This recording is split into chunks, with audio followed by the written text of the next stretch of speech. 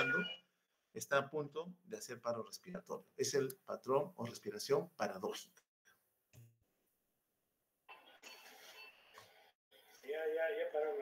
Veamos, escuchamos el contexto.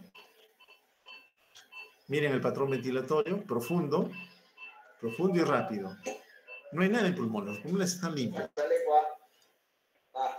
La lengua está seca.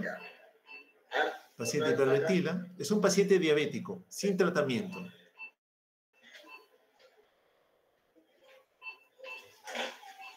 Pues claramente, si es diabético sin tratamiento, lo que deduzco es que tiene una hiperglicemia. Y esta respiración profunda y acelerada se conoce como respiración de Kussmaul, clásicamente asociada a la presencia de acidosis metabólica. Y si yo hago causa común, si es diabético, no está en tratamiento, lo veo deshidratado, yo digo, este paciente probablemente tenga una cetoacidosis diabética. Lo único que me faltaría para concretar es que se docen cuerpos cetónicos en orina o en sangre. Entonces, este es un patrón ventilatorio anormal. A la inspección solamente de verlo, me dice, entra un paciente diabético deshidratado en esta condición, digo, lo más probable es que tenga una cetoacidosis diabética. Este otro paciente, nuevamente, vemos tórax súper expandido, ¿no? Pero es una ventilación no profunda, es más superficial. En este escenario, el paciente también se está agotando, ¿no? A pesar de recibir oxígeno en alta cantidad, es un paciente que va a hacernos parada respiratoria.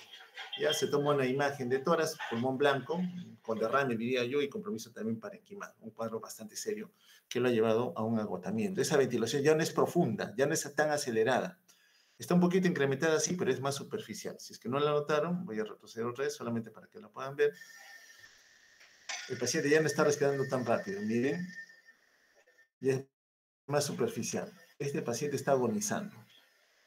La única manera, porque él no consigue mejorar su saturación de oxígeno, y ve una placa radiográfica con un serio compromiso a nivel pulmonar y a nivel del espacio pleural izquierdo, está velado claramente aquí, para nosotros representaría la necesidad de tener que intubarlo y darle soporte ventilatorio. Esta es la respiración de Biot, superficial, acelerada al inicio, vean cómo se acelera aquí, y de repente es una pausa, ¿no? Va a ser una pausa de apnea, deja de ventilar. Pasa la pausa y otra vez comienza a hiperventilar, superficialmente comienza a hiperventilar el paciente. Es una respiración de Biot, para nosotros representa patología a nivel del sistema nervioso central. Y esta de Cheyne-Stokes son más profundas, como lo ven, hay una clara diferencia con la de Biot, y también se siguen de pausas, ¿no? El paciente no ventila, apnea, y nuevamente inicia los ciclos ventilatorios profundos como lo hemos visto hace un instante, ¿no? Está haciendo una pausa más prolongada, pero recuerden, entre Biot y Stokes es que en Cheyne-Stokes se van incrementando muy profundas, y en el de Biot son superficiales desde el arranque, ¿no? Hacen apnea, superficiales. Acá no. Empiezan superficiales, se hacen más profundas, y luego viene el episodio de apnea. Cheyne-Stokes también para nosotros representa patología del sistema nervioso central. Cuando vemos un paciente tequiado, con hemorragia subaracnoidea, con edema cerebral, cualquier condición que usted se pueda imaginar que incremente la presión dentro del cráneo, vamos a ver muchas veces este patrón de Cheyne-Stokes. Bien, todavía estamos en la inspección, ¿no? Tenemos que evaluar la postura. ¿Qué postura tiene mi paciente? A veces son posturas compensadoras, lo hemos visto en el paciente con insuficiencia cardíaca, ¿no? El paciente ni bien lo estamos acostando, ya se está sentando, ya se está levantando porque siente que esa posición no le conviene, que esa posición lo ahoga, ortopnea. O el paciente que al momento de incorporarse hace dificultad respiratoria, se acuesta y está tranquilo, es la platipnea, ¿no? Hay diferentes condiciones asociadas a platipnea, que es lo opuesto a la ortopnea. A veces es patología abdominal, a veces es patología cardíaca, a veces es comunicación entre las cavidades del corazón, lado derecho con el lado izquierdo, a veces es la embolia pulmonar, la que conlleva la presión de platina, o la trepopnea en relación a que el paciente se siente más cómodo en una posición de cúbito lateral, sea derecho o sea izquierda, por lo general asociado a derrame pleural. Otro hallazgo asociado a la postura es un signo que aparece en la piel, conocido como signo de Edal. ¿En qué consiste? Tenemos pacientes, como en este caso el signo del pensador, así también se le conoce el signo de Edal, que cuando apoyamos mucho tiempo los codos sobre los muslos, muy cercano a la rodilla, pues la presión que ejercemos sobre esa estructura anatómica dejamos una lesión en la piel. Clásicamente son los pacientes con EPOC, ¿no? Los pacientes con EPOC están más tiempo sentados, inclinados hacia adelante, apoyando los codos sobre los muslos. Entonces, a lo largo del tiempo, comienzan a graficar estas manchas, estas lesiones en la piel, tanto del muslo como de los codos. Ese hallazgo semiológico a la inspección también me denota que ese paciente ya tenía patología pulmonar de largo tiempo. Ya la ortonea ya la conocemos, la hemos visto en un momento. Muchos de ustedes también, ahora que estén en hospital, probablemente han visto a pacientes con insuficiencia cardíaca congestiva, ¿no? Que es la principal condición en donde vemos esta ortopnea. La platipnia, donde el paciente ni bien lo quiere sentar o lo quieres pasar a la posición erguida, se siente agotado, se siente cansado, tiene que acostarse otra vez porque esa posición ciertamente no le conviene. Los músculos accesorios de la respiración, bueno, siempre para nosotros son determinantes porque denotan gravedad. Y esta gravedad siempre va a ir asociada a que pueda existir riesgo de parada respiratoria. Esta es la respiración paradójica, inminencia de paro. Y en este otro escenario, otro paciente en donde vemos que también se está utilizando los músculos accesorios de la respiración, hundimiento costal, hundimiento de las fosas supraclaviculares, utilización de los músculos abdominales. Entonces, es un paciente que denota gravedad por el uso de estos músculos que normalmente, lo sabemos, no deberían estar activos. Bien, la inspección de la caja torácica va muy enlazada a lo que es la palpación, porque yo necesito valorar lo que me parece un tórax asimétrico, que pareciera que hay un compromiso en el emitórax derecho o en el emitórax izquierdo, lo tengo que comprobar. Entonces va de la mano con la palpación, ¿no? Colocamos o posicionamos los dedos pulgares a nivel paresternal y vemos si es que hay una separación de ellos al momento que el paciente inspira profundamente. Se le decimos al paciente que inspire. O visualizamos desde la parte superior si en la fase expiratoria o en la fase inspiratoria hay cambios. Aquí en la fase expiratoria noto un tórax simétrico, el paciente comienza a inspirar profundamente, noto que ambos emitórax se están expandiendo en forma muy similar. No habría evidencia de alguna alteración.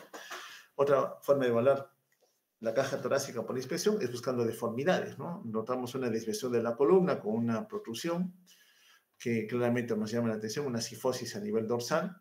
Acá en la porción anterior del tórax notamos que hay un hundimiento, el petrus excavatum, o un tórax en quilla, cuando el apéndice sifoides protruye hacia adelante, lo cual ciertamente puede ir también enlazado a otras patologías que el paciente pueda tener y que también vayan a comprometer en algún momento a la esfera pulmonar. Tórax en tonel, en un paciente con enfisema pulmonar, vean que es un tórax cuya dimensión en el eje vertical sobre todo conlleva que son pulmones hiperexpandidos, ¿no? Como ocurre en el enfisema, donde hay destrucción de los septos interalveolares. Por tanto, son pacientes que tienen un mayor volumen residual atrapado en los pulmones, lo cual lleva a que prácticamente los pulmones ya no tengan la capacidad de poder recibir nuevo volumen de aire para el recambio gaseoso como debería corresponder. Siempre entender que estas deformidades de una u otra manera afectan la anatomía del contenido intratorácico y pueden conllevar la aparición de daño secundario sobre el pulmón, sobre el corazón o sobre ambos, ¿no? Entonces, una cosa es encontrar una simetría con un tamaño y unas dimensiones adecuadas para el paciente y otra es encontrar esas deformidades que anteriormente hemos referido. Porque de una u otra manera comprometemos a la función o pulmonar o cardíaca, ¿no? Entonces, estas deformaciones siempre van a conllevar que algo, en más o en menos, esté afectando o a los pulmones, o al corazón, o a los grandes vasos. Entonces, siempre se altera la mecánica ventilatoria en estas deformaciones. Bien, ¿qué evaluamos en la superficie torácica? La presencia de palidez, la presencia de cianosis en relación a estados de anemia o estados de mala oxigenación, la presencia de hiper o hipopigmentación, que pueda estar relacionada a otras patologías, protrusiones expiratorias, la presencia de circulación colateral, lesiones anatómicas o inclusive la presencia de fístulas en la misma pared torácica. El estado nutricional también lo podemos ver en la caja torácica, ¿no? Cuando vemos un paciente, hueso y pellejo, ya noto claramente la parrilla costal, el esternón y lo demás. Yo digo, este paciente tiene sarcopenia, ¿no? Es decir, es un paciente caquéctico, severamente desnutrido, cuya condición, lógicamente, tendría que ser explicada en base a la historia de la evaluación de los antecedentes, ¿no? ¿Qué otras enfermedades ha tenido el paciente? ¿Cuál es su hábito alimentario? O no, si ha tenido alguna patología digestiva, ¿no? Etcétera, etcétera, que me lleve a explicar el por qué encontramos un paciente con tan escasa masa muscular. Un paciente con un claro enrojecimiento de la piel que esté asociado a una policitemia, ¿no? Una eritrocitosis en realidad, un incremento de la masa eritrocitaria. Sobre todo cuando hay patología pulmonar que no permita un adecuado intercambio de gases, no captura adecuada cantidad de oxígeno, una respuesta natural que surge a nivel renal es que se tenga que secretar mayor cantidad de eritropoyetina, que estimula la médula ósea a liberar mayor cantidad de eritrocitos a la sangre, con lo cual su cantidad también se incrementa, el nivel de hemoglobina se eleva y me genera esta policitemia secundaria, que ciertamente puede ser perjudicial porque también se perjudica el flujo sanguíneo a nivel microcirculatorio. La presencia de cianosis, que puede ser central si es que aparece a nivel de los labios, a nivel de la lengua, o periférica si la noto a nivel de las extremidades, ¿no? Una coloración azulada o violácea a nivel de las uñas, tanto de las manos como de los pies. Nodos dérmicos sí en la superficie pueden aparecer en relación a neoplasias que pueden estar albergadas a nivel pulmonar, también son determinantes, porque pueden ayudarme a constituir un diagnóstico relacionado a un proceso neoproliferativo. También al visualizar en la pared torácica la presencia de cicatrices, aquí noto una cicatriz oblicua en la cara lateral del emitórax izquierdo, yo digo, a este paciente le han hecho una cirugía pulmonar por alguna condición, porque esta es una ruta de acceso al pulmón. Una neumonectomía, algún tipo de repente, una decorticación de la pleura por un empiema que quizás a nivel pleural el paciente ha tenido, etcétera, etcétera. Otra cicatriz en la línea media representa para mí cirugía cardíaca, ¿no? Cardíaco de grandes vasos. Es un paciente que ha sido sometido a alguna de estas cirugías. Entonces, solamente verlo, a pesar que el paciente me pueda decir, yo no tengo ningún antecedente importante y la cicatriz, ¿qué relación tendría con lo que ahora está teniendo el paciente? Tengo que interrogarlo a él o al entorno familiar en relación a la posibilidad por esta disposición de esta cicatriz que tiene en relación a la patología cardíaca, ¿no? Deformaciones a nivel de la pared torácica, la cirugía que vimos hace un instante, a veces sobre la mama, ¿no? Una cicatriz, como que le hubieran realizado una mastectomía quizás todavía conservadora, en relación a algún proceso neoproliferativo. La presencia de las angiectasias también pueden estar presentes a nivel de la superficie torácica que me conlleve la aparición o la sospecha de alguna patología en un órgano diferente a pulmón. Bueno, el valor les decía también extremidades y las venas del cuello, ¿no? Buscando alteraciones, sobre todo a nivel de las uñas, movimientos anormales, manchas en las uñas o en las manos en relación al consumo de tabaco, y siempre en el cuello visualizar la presencia o no de distensión venosa. Una cosa es encontrar una distensión unilateral y otra es encontrar a todo el cuello con distensión venosa, ¿no? Inclusive con la presencia de circulación colateral, que ciertamente deben llevar a sospechar la presencia de alguna otra patología. Y un hallazgo siempre importante debe uno indicar en la historia del paciente respiratorio, del paciente cardiópata, es clavin positivo o clavin negativo. A pesar de que no me lo pidan poner paciente cardiópata de alguna condición, poner clavin negativo o ausencia de signo de clavin. Porque claramente para nosotros la presencia de clavin, dedos hipocráticos o dedos en palillos de tambor, como clásicamente también se les conoce, representa patología cardíaco-pulmonar como sospecha de que algo el paciente con anterioridad ya venía padeciendo, ¿no? Lo que llama atención es un ensanchamiento de la parte distal de los dedos, a nivel de las uñas, básicamente donde se puede visualizar, asociado a la presencia de estos dedos hipocráticos. Bueno, idealmente para que uno esté seguro, porque a veces surge la sospecha, si tengo, ¿no? Aquí por la morfología parece un dedo en palillo de tambor versus este dedo comparativamente que luce normal, evaluar el ángulo que se vaya a formar, ¿no? Tenemos el ángulo entre lo que nosotros vamos a ver aquí, en la parte distal de la falange, hacia el nacimiento de la cutícula, ¿no? En la uña. Entonces vemos el ángulo que se forma aquí, que normalmente debe ser menor a 180 grados, versus el que se va a formar aquí entre el nacimiento de la última falange, la falange distal, el nacimiento de la cutícula y el borde libre de la uña, en donde el ángulo es mayor a 180 grados, ¿no? Donde visualizamos que este cumple criterios a favor de que tenga clavin, dedos hipocráticos o dedos en palillo de tambor. La presencia de asterixis, ese movimiento anormal tipo temblor en la parte distal de las manos, en especial cuando hay estímulo, puede conllevar también la aparición de patología, en especial a nivel hepático. Dedos manchados de tabaco, claramente a pesar de que el paciente niegue, involucra que es un paciente fumador por excelencia, ¿no? Otro antecedente que si bien cierto paciente puede negar, al momento que uno lo evalúa, puede encontrar estas manchas que me tipifican que él ya es un consumidor habitual.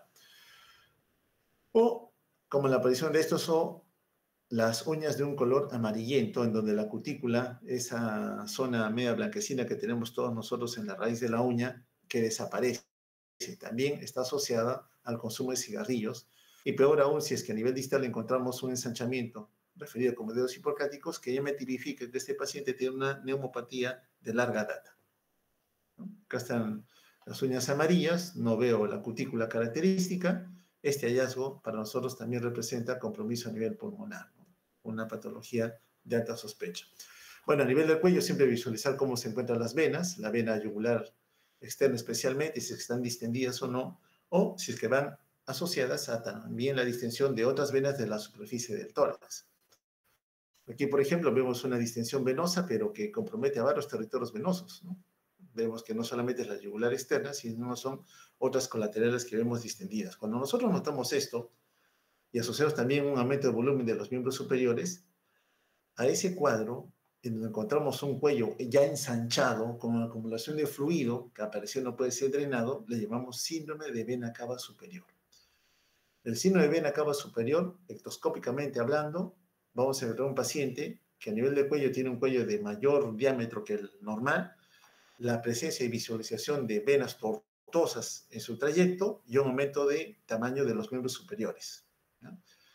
Por lo general, se asocian a tumoraciones que están comprimiendo a la vena cava superior en sus afluentes o en el tronco mismo y que conlleven que el drenaje venoso sea ineficaz, con lo cual hay una acumulación de fluidos en la cara, en el cuello, en los miembros superiores que me desarrollan el clásico síndrome de vena cava superior. Y cuando yo lo veo, clásicamente sospecho la presencia de un cáncer pulmonar o de un linfoma. Son las dos condiciones asociadas a síndrome de vena cava superior. Cuando yo lo tipifico, recuerden que ustedes deben buscar linfomas o cáncer de pulmón.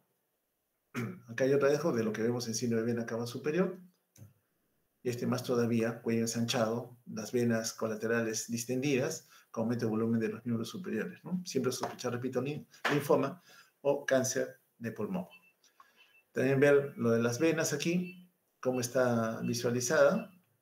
Vemos esta vena, disculpen, no se nota muy bien. Vamos a tratar de girarlo un poquito. A ver, déjenme verla.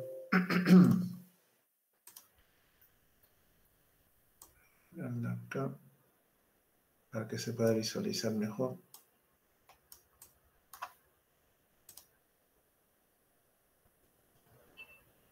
Ya, esta es una distensión de la vena yugular externa, ¿no? Francamente distendida, no se deprime, no colapsa, perdón, en este caso en la fase inspiratoria, en donde naturalmente debería haber un colapso de esta vena. Conlleva, lógicamente, que hay una limitación al drenaje venoso, por lo general asociada a patología cardíaca. Bien, pasemos al segundo pilar, la palpación. Vamos a correr un poquito porque creo que estamos un poco prolongados en el tiempo para poder acelerar este proceso y llegar a buen fin y a una hora adecuada también para ustedes. Bueno, ¿cuál es la utilidad clínica de la palpación? Bueno, tocar al paciente, ¿no? Establecer un nexo de contacto con él y llevar a definir si lo que estoy visualizando efectivamente se confirma con la palpación, con lo cual yo podría aumentar mi posibilidad de diagnóstico de lo que estaría sucediendo con el paciente. Entonces, complementa un hallazgo que la expresión me ha dado, o lo puede desestimar también, o puede confirmar algo que yo, al momento de ver al paciente, repito, haya podido ya rescatar del examen de la visión directa que tengo del paciente. Posición de la tráquea, es decir, su posición literal a nivel de la línea media, el estado de la pleura, la presencia o no de patología pleural, sea por acumulación de fluido o de aire, puede ser también detectado por la palpación, así como del parénquima pulmonar. Entonces, nos da mucha información el tener que tocar al paciente, ¿no? Establecerse en ese contacto con la superficie para evidenciar si los ruidos o las palabras que el paciente puede emitir se perciben con normalidad o no al momento de tener ese contacto. Entonces, cuando nosotros hacemos esta evaluación, tenemos que evaluar la tráquea, si está posicionada en la línea media o no, evaluar si se percibe o no algún frémito táctil vocal, vale decir, cuando ustedes lo pueden hacer ahora, si emiten alguna serie de palabras, al colocar la palma de su mano en la línea media a nivel cervical, van a poder percibir el frémito, ¿no? Que es la transmisión de las palabras que uno está emitiendo. Y también gracias a esto que usted identifica cuando está hablando, si, pues, como su micro está apagado, pueden hablar lo que quieran, van a percibir ese frémito. Ahora tóquese la superficie del tórax cada uno de ustedes y va a percibir que también se transmite el sonido, pero de una intensidad menor a la que yo percibo al momento de colocar mi palma en la mano a nivel de la cara anterior del cuello, para decir, por encima de la tráquea. Bueno, al final de cuentas, esto me sirve como referente porque yo puedo con esto identificar si hay alguna alteración o no en la transmisión de las vibraciones vocales.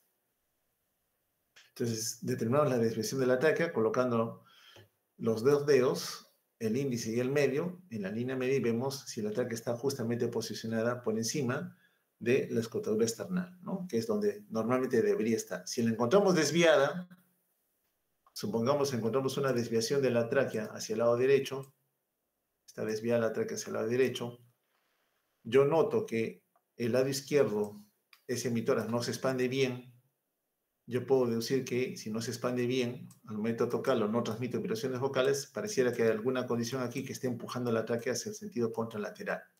O de repente es algo que en el pulmón del lado derecho la está traccionando. Entonces, ver o no la centralización de la tráquea me ayuda a tomar conclusiones en relación o a una patología hacia el lado hacia el cual mira la tráquea o hacia el lado contralateral que podría conllevar alguna otra alteración que esté desplazando la tráquea hacia el lado contralateral.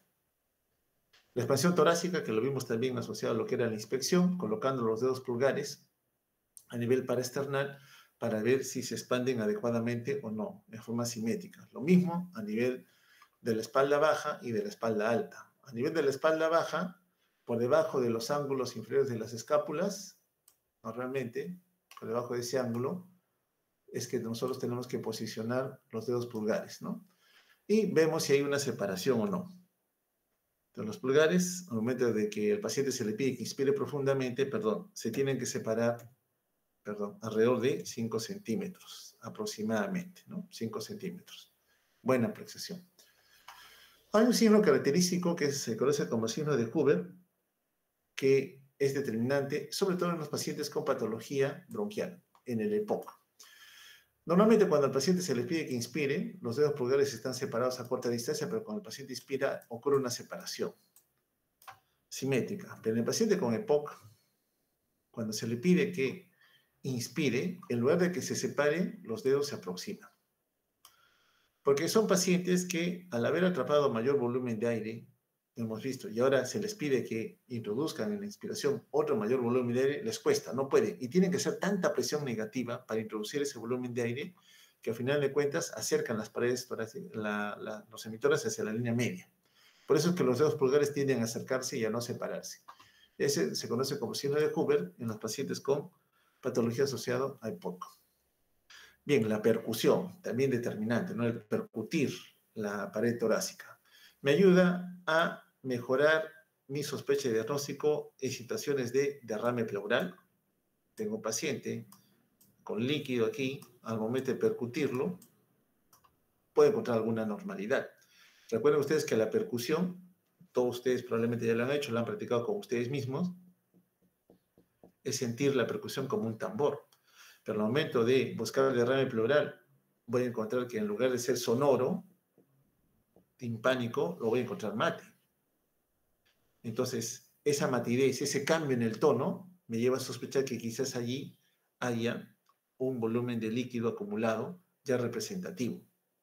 O que el parénquima pulmonar ya no esté aireado, sino que esté ocupado por fluidos. Los alveolos, comprometidos por un proceso infeccioso, como es una neumonía, se llenan de secreciones, aumenta la densidad. Entonces, yo ya no voy a, al momento de percutir, percibir ese tono sonoro, sino ahora un sonido de condensación, más mate. En el caso del neumotor es al contrario, ya no es líquido, es aire. Y el aire hace hipersonoro al tórax. Está con un tono aéreo mucho más alto todavía del que normalmente debería tener. algo parecido a la enfisema, pero recuerden que la enfisema es bilateral, generalmente ambos emitoras. La inspección me ayuda a determinar hiperexpandido en el eje vertical, me lleva más a sospechar que ese incremento de la sonoridad se debería más a una patología por destrucción de los septos alveolares, a diferencia de lo que eventualmente encontraríamos en el neumotórax. Bueno, la percusión, el dedo medio de una mano, de donde usted es más eficaz, o es diestro o es zurdo, la emplea como el percutor, y el dedo percutor es el otro dedo medio de la mano que se posiciona en el espacio intercostal. ¿Vale? Si entre una costilla y otra costilla, usted percute, ¿no? Con el fin de percibir o no si hay la sonoridad que normalmente debería existir. Entre ustedes han practicado probablemente, si hay entorno familiar o amical, con alguno de ellos también pueden hacer la percusión para acostumbrarse a escuchar ruido como lo que normalmente debería percibirse.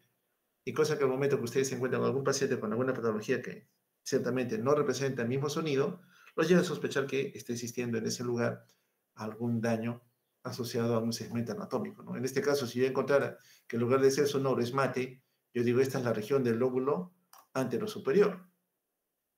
Percuto las otras regiones anteriores, no encuentro nada.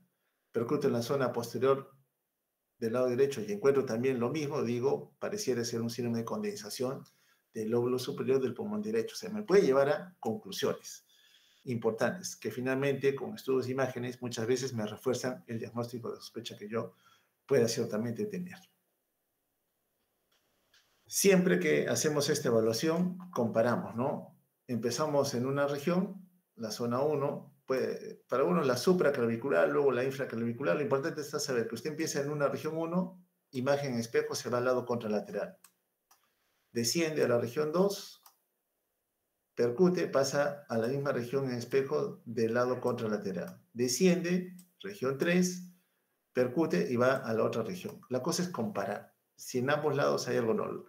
Pero debe entender que en esta región va a estar posicionado el corazón. Entonces, por efecto de este órgano interpuesto, vamos a encontrar que en lugar de ser sonoro, va a tornarse mate, ¿no? Solamente en esa condición. El resto de regiones deberían ser también sonoras. Importante al momento de evaluar, sobre todo la condición de alguna patología que esté relacionada al corazón. Lo mismo en la cara posterior de ambos emitores, es lo mismo. Parte usted en un lado, pasa al otro lado contralateral, desciende, repite la imagen espejo, desciende y va al lado contralateral, vuelve a descender, va a la región 4 y pasa al lado contralateral. Siempre comparando uno y otro lado. En ese orden para poder identificar si lo que está escuchando o dejando de escuchar corresponde o no a alguna patología. La percusión es algo que siempre deben entrenar a nivel de tórax, a nivel de abdomen. Lo que perciban en tórax, sonoro. Cuando usted percute su muslo, eso es mate. Percute el muslo, ese es mate. Percute el tórax, eso es sonoro. Muy bien, la auscultación. Casi en algún momento se deja de lado. Nosotros nos ocurrió cuando tuvimos pacientes con COVID, ya no podíamos auscultar al paciente, porque era tener un contacto con un paciente potencialmente infectado y el personal de salud tenía que cuidarse. Veíamos cómo entraba, inspección, lo podíamos tocar, palpación, hasta lo podíamos percutir, pero no podíamos auscultar. Entonces, ya claramente en ese momento los estetoscopios para nosotros, en las zonas de COVID, no los teníamos, o sea, los teníamos, pero no los usamos, porque el equipo de protección que utilizamos impedía podernos colocar las olivas en las orejas para poder escuchar lo que el paciente ciertamente podía tener. Claramente debería tener sinología pulmonar, nadie lo duda, solo por el hecho de tener esa condición bastante seria en la pandemia que sufrimos hace poco tiempo, nos llevó a tener que divorciarnos del estetoscopio. Entonces, en ese momento, pues, nos quedamos huérfanos, ¿no? De ahí la importancia que tenía de que desechar el estetoscopio, porque ciertamente ya no sería una herramienta tan vital, era simplemente porque sí queríamos, pero no podíamos, por el riesgo de contagio que teníamos con los pacientes con COVID-19. Bien, ¿qué es lo que busca la auscultación? Ahora sí, en esas regiones en donde la inspección, la palpación, la percusión encontraron algo anormal, escuchar si en esas mismas localizaciones los ruidos pulmonares son los que habitualmente deberían estar presentes o quién sabe si es que alguna otra condición nueva se ha sumado. Algo que estuviera presente a ese nivel, los sonidos pulmonares. Recuerda que los sonidos pulmonares se producen por el movimiento de aire. Cada vez que usted inspira, introduce un volumen de aire que va transitando por la vía aérea de conducción, por la tráquea, por los bronquios y sus ramificaciones. En algún momento se encuentra con el parénquima pulmonar, con lo cual va a hacer que ese tejido comience a vibrar. Y cuando yo posiciono mi estetoscopio a través del diafragma o a través de la campana, voy a percibir esos sonidos, los cuales ciertamente pueden ser sonidos que siempre debo encontrar, sonidos normales, sonidos naturales en el pulmón, o pueden ser sonidos agregados, lo cual me involucra de que este paciente tenga ya alguna patología, o en la vía aérea, o en el parénquima pulmonar, o a nivel del espacio pleural. Entonces, la auscultación sí es determinante, porque sin mayores herramientas, no siempre voy a tener un ultrasonido, me va a ayudar a tomar conclusiones de diagnóstico. Entonces, cuando uno ausculta, clásicamente va a encontrar dos sonidos. Los sonidos pulmonares básicos, aquellos que ustedes también, a sus familiares, a sus amistades, o entre ustedes mismos, tenían que auscultar. O la aparición de sonidos accesorios, aquellos que no deberían estar presentes, pero que su presencia va a denotar que existe alguna patología que lo ayude ya a poder vislumbrar algún tipo de posibilidad diagnóstica. Les decía que el momento que el aire es introducido, comienza a fluir por diferentes estructuras relacionadas a la vía aérea de conducción, la tráquea y los grandes bronquios. En esta primera región, el flujo de aire es turbulento. Por tanto, si yo coloco mi estetoscopio en la línea media cerca de la tráquea o cerca del nacimiento de los bronquios principales derecho e izquierdo, voy a percibir un sonido de tono alto y áspero. Pero conforme me voy adentrando al parénquima pulmonar, me alejo un tanto de la línea media, voy a percibir un flujo de aire un poco menos intenso, pero más ruidoso, el flujo de aire vertiginoso. Y si voy a la parte lateral o posterior de ambos emitoras, el flujo de aire es de tono menor todavía, pero más armonioso, no tan áspero en su intensidad, como lo vamos también a escuchar en algún momento. Entonces, dependiendo qué parte de la vía de reconducción está llevando a la migración del flujo de aire, es que los sonidos pulmonares pueden ir cambiando. Es decir, no en todos los lugares donde yo posicione el diafragma o la campana del estetoscopio voy a escuchar lo mismo. Flujo laminar, tráquea, grandes bronquios, vertiginoso, especialmente en las bifurcaciones de la vía aérea de conducción, y el turbulento en la vía aérea de pequeño calibre. Entonces, es igual, los ruidos más intensos y ásperos los voy a sentir en la línea media, mitad superior. Tráquea, grandes bronquios. Igual, cuando yo voy a auscultar, empiezo en una región, en este caso la cara anterior, empiezo aquí, perdón, vamos a ver. Empiezo aquí, ausculto, me paso al lado contralateral, desciendo, paso con el lado contralateral, desciendo al lado contralateral, desciendo al lado contralateral y finalmente comparo ambos para evidenciar si hay algo que me llame o no la atención. Entonces, mis sonidos pulmonares, dos grupos, los respiratorios, los comunes, los que el paciente habitualmente tiene, el que clásicamente uno casi dice, tengo que auscultarlo, es el murmullo vesicular. Lo percibo en las caras laterales, cara posterior de ambos emitores. El bronco vesicular, cuando me acerco hacia la línea media, en donde resalta más el sonido traqueal, el bronquial, y algunas veces, si hay patología a nivel del parénquima pulmonar, el anfórico o cavernoso. Los accesorios, bueno, tenemos algunos grupos determinantes acá relacionados a ruidos por acumulación de fluidos, que pueden estar a nivel de los alvéolos o a nivel de la vía aérea. A nivel de los alvéolos, lo clásico es auscultar los crepitantes, que pueden ser al inicio de la fase inspiratoria, a la mitad de la fase inspiratoria, al finalizar la fase inspiratoria o cuando el paciente hace algún cambio de postura. Hay ruidos que no deberían estar presentes, pero que yo los puedo escuchar en un momento que pueden ser continuos. Los crepitantes habitualmente son en una sola fase, inspiratorios, en la inspiración. Cuando aparecen en la inspiración y expiración, se conocen como subcrepitantes. Bien, hay ruidos que son continuos, tanto en inspiración como en expiración los puedo escuchar. Los sibilantes, silbido de pecho, los roncantes o el estridor. En inspiración los escucho, en expiración también.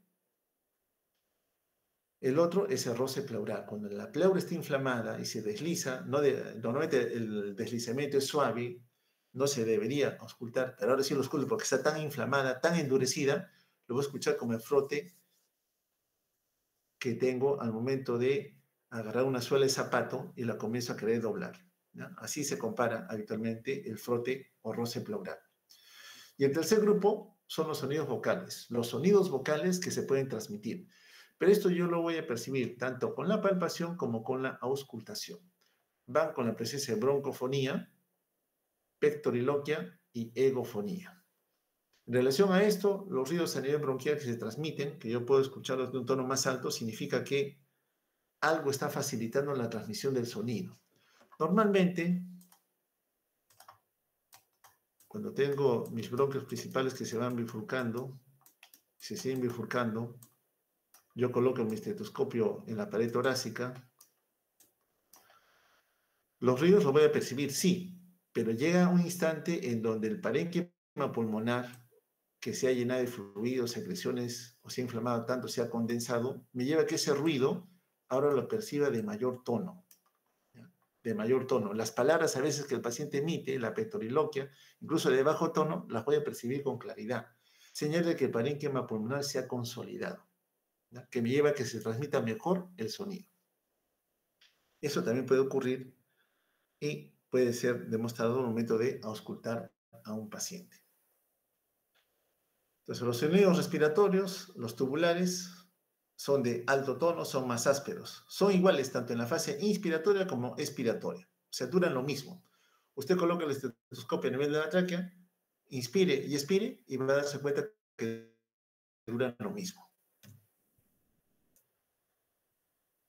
Los ruidos respiratorios, conforme van viajando por la vía aérea, van cambiando, porque van a verse rodeados de un componente alveolar, que va a ser el amortiguador, ¿no? El que va a hacer que ese ruido de alta intensidad, áspero al inicio, comience a atenuarse conforme se va alejando de la línea media, ¿no?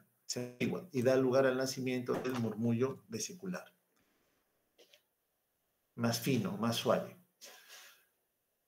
Bien, las diferencias entonces entre ese ruido respiratorio que ocurre cerca del parénquima pulmonar versus aquel que ocurre cerca de la tráquea, básicamente son tanto en la intensidad, el tono, más ásperos a nivel de la línea media versus aquellos que ocurren a nivel más periférico, repito, cara lateral, cara posterior, el murmullo vesicular clásico de más agudos, pero no tan ásperos como los que percibimos en la línea media.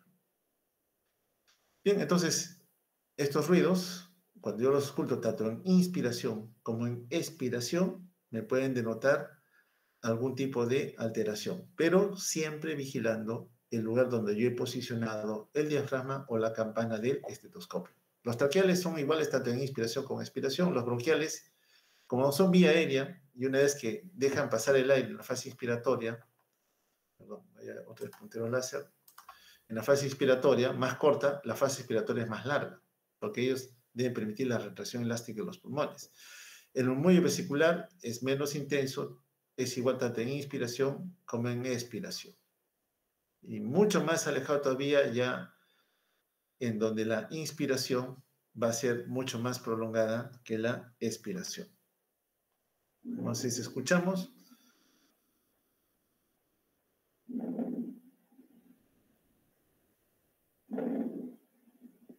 Claro que el ruido es un poquito áspero, pero lo ideal sería que ustedes mismos, repito, ausculten a algún compañero o algún familiar para que puedan ya grabar en su memoria cómo es que normalmente se percibe un murmullo vesicular. Acá yo diría todavía se percibe medio áspero.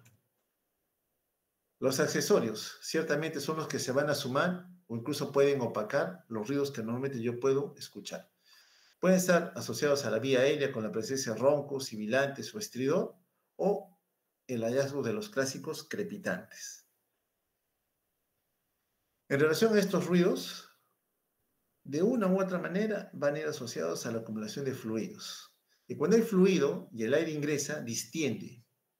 Y al momento de distender puede llevar a que se generen burbujas o una rotura de las películas de fluido que en ese momento están acumuladas o en la vía aérea o a nivel del parénquima pulmonar, a nivel de los alvéolos.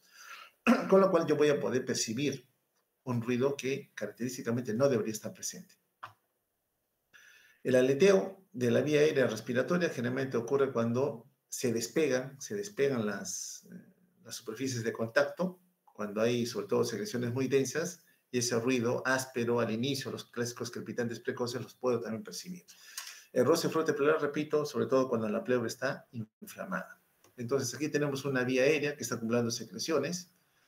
Al momento que ingresa el volumen de aire en la fase inspiratoria, comienza a distenderla y a romper las películas de agua que existen, o de fluido en este caso, y las desplaza a segmentos más distales. Y esta rotura con la aparición de estos fragmentos de esa película de fluido, llega a la aparición de los clásicos crepitantes.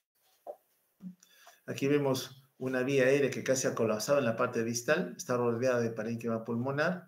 Es cierto que es vía aérea, al momento de que el paciente inspira profundamente, rompe la película de fluido y permite que el aire pueda ingresar. Y al momento de hacerlo, lógicamente, esa ruptura y aparición de burbujas de líquido se va a percibir como los clásicos crepitantes, ¿no? Mientras más densas, más ásperas sean las excreciones, más grueso, más áspero va a ser el ruido de esos crepitantes, ¿no? Crepitantes gruesos, como lo llamamos, versus los crepitantes finos, ¿no? Cuando es agua nada más, falla cardíaca congestiva, por ejemplo, sabemos que es un edema agudo pulmonar donde es fluido lo que está desplazándose hacia los alveolos, son crepitantes finos. Pero cuando se trata de un distrés respiratorio agudo, donde es agua pero acompañada de proteínas, es más denso y fluido, son crepitantes gruesos, ya para que se pueda entender.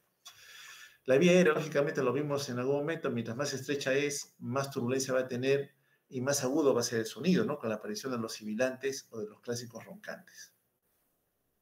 Aquí tenemos una fase de inspiración-expiración, los volúmenes tibiales que ya conocemos, murmullo vesicular, lo percibo igual, ¿cierto? Simétrico, pero ocurren situaciones en donde al final de la inspiración escucho unos ruidos anormales, burbujas que se van rompiendo. Esto es la presencia de crepitantes. Aparecen en inspiración al final de la misma. Recuerden que al inicio el paciente está introduciendo un volumen de aire que le cuesta llevar a la apertura de la vía aérea. Cuando lo consigue romper la vía aérea para que ingrese ese volumen de aire, aparecen los crepitantes inspiratorios. En este caso, finos. Pero a veces ocurre que el ruido es más áspero, ¿no? Es más ruidoso. Son crepitantes, pero de un tono mayor. Son los crepitantes gruesos. Involucran para nosotros secreciones más densas. Vamos a ver acá. Vamos a escuchar, perdón.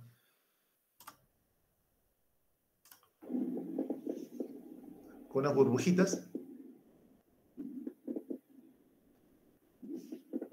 Se están rompiendo la película de fluido porque el aire está ingresando, ¿no? Si las escuchan, creo. Esos son los clásicos crepitantes, ¿no?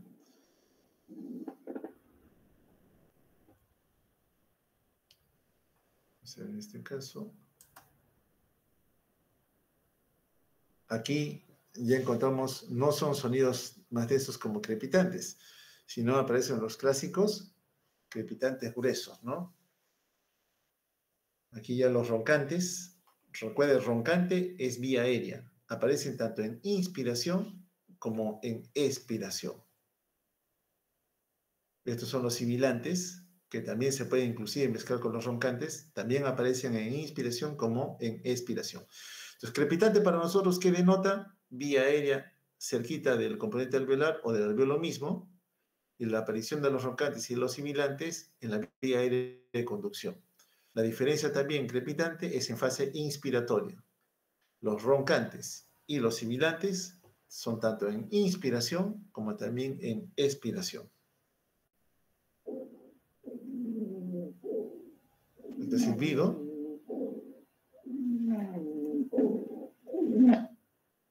tanto en inspiración como en expiración. Mucho más agudo, ¿cierto? Estos son crepitantes. Las burbujas al inicio de la inspiración. Estos también son ruidos respiratorios, pero la intensidad es menor.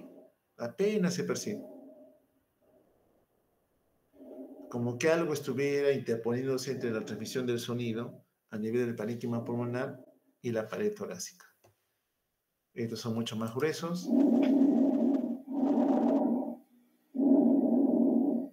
Inspiración y expiración, usted los percibe.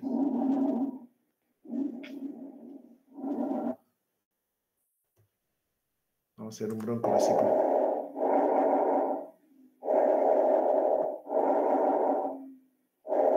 Broncovesicular. Mientras más cercano esté a nivel de la tráquea de los broncos principales, más áspero es, como lo están escuchando ahora.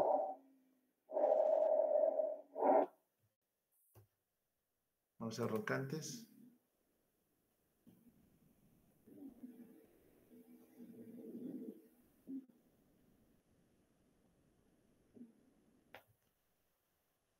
Otra vez crepitantes con a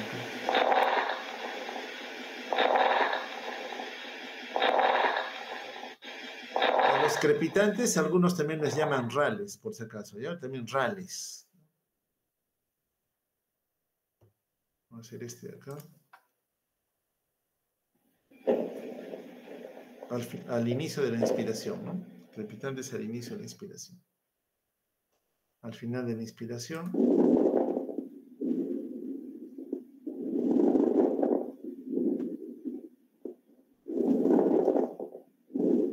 Lo importante es que usted identifique que crepitante, fase inspiratoria. Ronco sibilante, inspiración, expiración. Bien. Y ya para terminar, chicos, vamos con la ultrasonografía.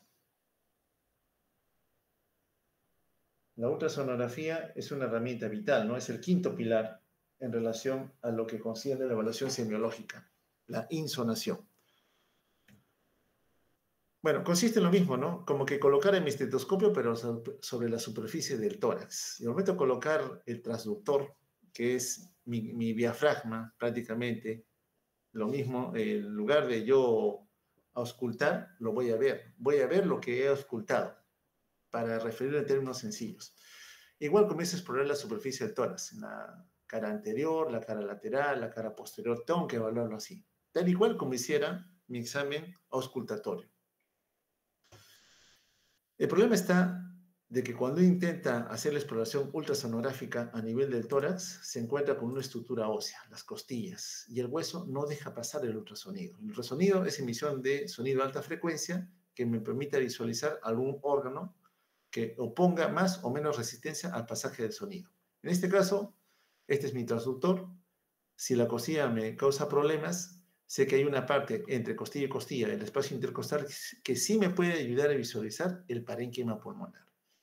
Entonces, cuando yo coloco el transductor, vamos a encontrar transductores de pequeño tamaño, los sectoriales, los que usan los cardiólogos, que se adecuan muy bien a los espacios intercostales, y los clásicos, que son transductores de mayor tamaño, que lamentablemente una parte de ellos va a chocar con las costillas, pero una parte sí va a poder visualizar el espacio intercostal, es decir, al parénquima pulmonar. Entonces, cuando colocamos nosotros nuestro clásico transductor en la superficie torácica, vamos a intentar buscar al parénquima pulmonar, entendiendo que quien nos va a poner resistencia van a ser las costillas. Entonces, cuando uno coloca este transductor, encuentra una costilla en contacto, otra costilla en contacto, y en el medio, parénquima pulmonar. Bueno, acá está la costilla, acá está la otra costilla. Y en el medio, esta parte que sí tiene contacto con el espacio intercostal, encontramos al parénquima pulmonar. De lo que podemos ver del parénquima pulmonar, en la porción más cercana a la superficie torácica aparece una línea de un tono más blanco, hiperecogénica, le llamamos en ecografía. Es una línea en movimiento. Es la línea pleural. Cuando usted inspira y expira, las membranas pleurales se deslizan una sobre otra. Bueno, ese deslizamiento usted lo va a ver en la ecografía. Si lo ve, significa que debajo hay movimiento pulmonar, que hay ingreso y salida de aire. A eso le ayuda visualizar ese movimiento, que no es una cosa compleja. Entonces acá está mi transductor, se posiciona en la pared torácica en posición vertical y estoy viendo que choco con una costilla, choco con otra costilla, pero una parte de ella me permite evaluar parénquima pulmonar. Bueno, cuando choco con una costilla y al no dejar que pase el haz de ultrasonido, me proyecta debajo de la costilla una sombra negra. Esto que ven acá. A eso le llamamos sombra acústica. Pero entre las dos sombras acústicas sí veo pulmón. Entonces aquí veo sombra acústica, y acá veo pulmón. Repito, la primera línea hiperecogénica, el color blanco que usted ve, es la línea pleural. Cuando el transductor tiene contacto con la superficie del tórax y emite el sonido a alta frecuencia, choca con la membrana pleural y parte de ese enfrentamiento es rebotado hacia el transductor. Y regresa nuevamente y es rebotado otra vez. Y regresa y es rebotado. Se genera un artefacto ecográfico. Un artefacto significa va a aparecer o van a aparecer una serie de imágenes producidas por ese impacto. Se conoce como, en ecografía es reverberancia. Para nosotros no me interesa la reverberancia, simplemente me interesa saber que ese impacto va a generar una imagen en espejo. Cuando usted tira una piedra en un estanque de agua, se genera una onda que va creciendo y va creciendo otras ondas, otras ondas. Lo mismo sucede en ecografía. Cuando usted proyecta su transductor a tener contacto con la superficie del tórax y ve la línea pleural, va a ver otras líneas que se le parecen. Es esa piedrecilla que usted tiró en el estanque de agua y que ha reflejado en varias ondas que se van haciendo más y más distantes. Bueno, esa es una reverberancia que se ve acá. Acá veo una línea hiperecogénica, cóncava hacia arriba, acá veo otra línea hiperecogénica, acá veo otra línea hiperecogénica. Todas equidistantes una de la otra, desde la línea pleural. Esas líneas que usted está viendo aquí, que se ven en ecografía, se conocen como líneas A. Las líneas A significan pulmón sano. Significa que si yo coloco mi diafragma de estetoscopio, voy a escuchar un murmullo vesicular sin problemas. No hay nada. ¿Ya? Son las líneas A. No las olvide porque expresa normalidad. Lo negro, sombra acústica, sombra acústica. Esta es una costilla, esta es otra costilla. Lo que está en el medio es parénquima pulmonar. Si veo líneas A, repito, para usted traduce pulmón sano, pulmón con alvéolos ventilados. Pero a veces sucede que no veo las líneas A. Veo desde la membrana pleural un conjunto de líneas verticales, como unos rayos que nacen desde la pleura y se van adentrando profundamente. Aquí hay 1, 2, 3, 4, acá hay 5, 6, 7, 8. Acá está la costilla, acá está la otra costilla. Bueno, estas líneas que ya no son horizontales, cóncavas hacia arriba, sino son verticales, se conocen como líneas B. ¿Y qué significa encontrar una línea B? Para usted, grábeselo, agua en el pulmón, agua en los alvéolos, que el pulmón está congestionado, que el pulmón, esa parte que usted está explorando, está con fluido. De repente es una neumonía, y le va a graficar también líneas B. Como de repente también es una congestión pulmonar por una falla cardíaca, va a encontrar líneas B. Desaparecen las líneas A y aparecen las líneas B. De repente usted está hidratando a un paciente que lo recibe chocado y dice usted, para todo shock me han dicho que le dé agua y le da fluido, 1, 2, 3, 4, 5 litros de fluido, y congestiona el pulmón de agua. Va a haber líneas B. Entonces, encontrar líneas B significa congestión pulmonar. Si yo coloco mi diafragma de estetoscopio en esta región, tenga la seguridad que va a escuchar usted crepitantes. Señales de que está con fluido ese segmento pulmonar. Señales de que usted está congestionando al paciente. Pero no es exclusivo de agua en el pulmón. Repito, igual que crepitante no es agua en el pulmón, el crepitante también puede ser fibrosis pulmonar. Pues bueno, por ecografía, también la fibrosis pulmonar vamos a ver líneas B. Se parece mucho a la evaluación auscultatoria. ¿Ya? Esas son las líneas B. Para usted, 3 a más líneas B denotan patología. Hay regiones donde puede encontrar 1, 2 líneas B, pero de 3 a más, usted dice, no, eso ya me llama la atención, en esta región está ocurriendo algo anormal. También le puede ayudar a visualizar el diafragma, el ángulo costodiafragmático, con acumulación de fluido algunas veces, que le diga, aquí hay derrame pleural. Nos ayuda también para eso. ¿Ya? Entonces, las líneas A expresan normalidad, coloco el estetoscopio, voy a escuchar un murmullo vesicular sin problemas. Las líneas B, que vemos aquí claramente, denotan patología, o es agua o es fibrosis pulmonar. Entonces, la ecografía permite visualizar pulmón sano, normal, pulmón congestionado. 3 a más, patológico. 1, no se preocupe tanto. Se encuentra como una nevada en una sola región estos puntitos blancos, las lesiones hiperecogénicas, aquí hay foco de condensación. Probablemente se trate de una neumonía. Bueno, nuestro pacientito, el que teníamos nosotros, el que recibimos ya para terminar, Entró saturando bajo, ¿se acuerdan? 77%, que se le tuvo que intubar, dar soporte ventilatorio y lo demás. Bueno, ya conseguimos su estabilización, ¿no? Pero teníamos que auscultarlo, ¿no? Mire, está saturando bien, buena presión, una frecuencia cardíaca adecuada para lo que tenía. Le estamos dando oxígeno, 35%, no es mucho, está ventilado, está invadido. El patrón ventilatorio lo veo mucho más adecuado, ya no es el paciente ansioso, taquipneico, como se ve relatado, pero no nos expresaban allí si había uso o no de los músculos accesorios de la respiración. Entonces, ya acá veo por lo menos un patrón ventilatorio un tanto más adecuado, pero con ayuda, ¿no? Ayuda del ventilador. Es lo que yo resuelvo, qué es lo que estaría ocurriendo a nivel pulmonar. Esta es la placa del paciente, un pulmón algo blanco, ¿no? Pareciera medio fibrótico, diría yo. Claro, el antecedente me dice fibrosis pulmonar, sí, pues esa imagen no es un velamiento uniforme, sino con unos tractos, unas líneas que veo acá en ambos campos pulmonares que me traducen la presencia de fibrosis pulmonar. La tráquea ciertamente lateralizada, yo diría hacia el lado izquierdo, producto de esa fibrosis, ¿no? Bueno, acá el paciente ya sometido a soporte ventilatorio. Esta es la imagen de la tomografía que se le practica. Está la tráquea, algo desviada hacia la derecha. Decimos, o algo lo está empujando o algo lo está traccionando, ¿no? La tomografía revela esas imágenes lineales que me tipifican que hay diagnóstico de fibrosis pulmonar. La fibrosis pulmonar nosotros tenemos un sustento diagnóstico con evaluación tomográfica, ¿no? Acá claramente se nota la desviación de la tráquea, focos de condensación parabronquiales derechos, otros a nivel periférico, cierta panalización a nivel de parénquima pulmonar. Y le hacemos la ecografía y encontramos presencia de líneas B. Auscultamos crepitantes, ¿se acuerdan? ¿No? En el examen físico de crepitantes. Bueno, colocamos el transductor y vemos presencia de líneas B, esas líneas verticales, ¿no? Líneas B. Línea vertical, repito, o es agua en el pulmón o es presencia de fibrosis pulmonar.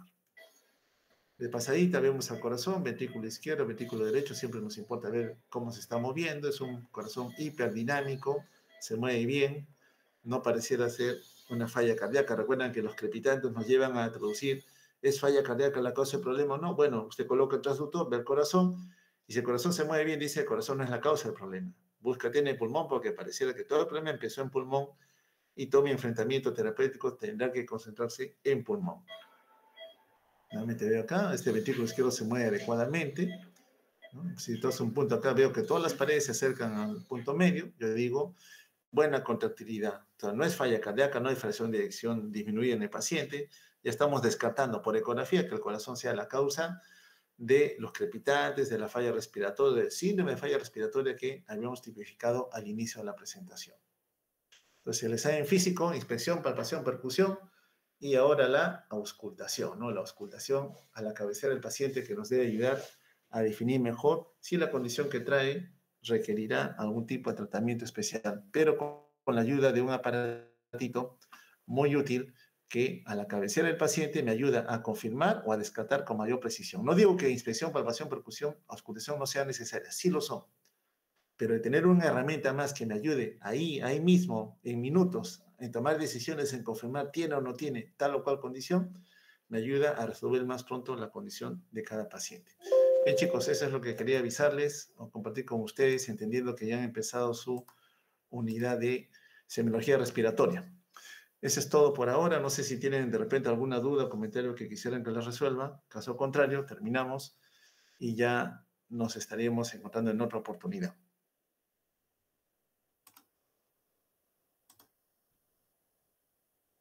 Bien, si no la hay, Kiara, te agradezco mucho por la disposición. Espero que con esto más o menos el panorama sea algo más clarito para lo que venga en su rotación de búsqueda de pacientes respiratorios. Sí, joven Dayana, diga usted. Disculpe, doctor. Nosotros empezaríamos rotaciones el día lunes, normal, lunes, miércoles y viernes de la próxima semana. Eso es por interno, joven Dayana. Ay, lo siento, doctor. Bien, entonces nos quedamos aquí, chicos. Les agradezco mucho. Tiempo dispuesto. Trataré de compartir el PDF y los videos con Kiara. Casi llega a 1 giga de esto. No sé si podremos o no, pero vamos a hacer el esfuerzo. Si no, por Drive, Kiara, ¿ok? Sí, doctor. me comunico con usted por WhatsApp. Sí, muy bien, chicos, cuídense mucho, que les vaya bien, que pasen un bonito fin de semana. Hasta luego. Doctor, Y diga. ¿es posible que se pueda quedar un momento al final para hablar con usted sobre un tema? Ah, ya sí. Por Sí, favor. cuídense, chicos. Gracias, doctor. Hasta luego. Hasta luego.